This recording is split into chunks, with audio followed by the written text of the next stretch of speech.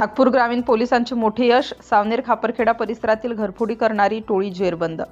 नागपूर ग्रामीण स्थानिक गुन्हे शाखेने सावनेर आणि खापरखेडा भागात दुकाने फोडणाऱ्या टोळीचा यशस्वी पर्दाफाश केला आहे।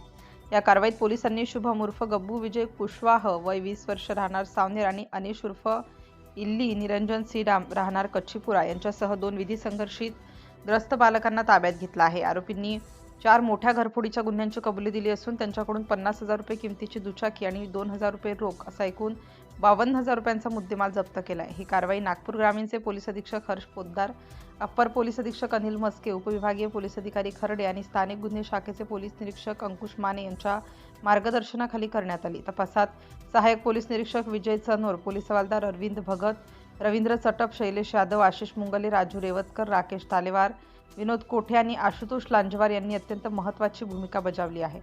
आरोपींवर भारतीय न्याय संहितेच्या कलम 331, 4, 305 आणि 3.5 अन्वये गुन्हा नोंदवण्यात आला असून त्यांना सावनेर पोलिसांच्या स्वाधीन करण्यात आला आहे। सिटी इंडिया न्यूजसाठी विशेष प्रतिनिधी चंदू मडावी।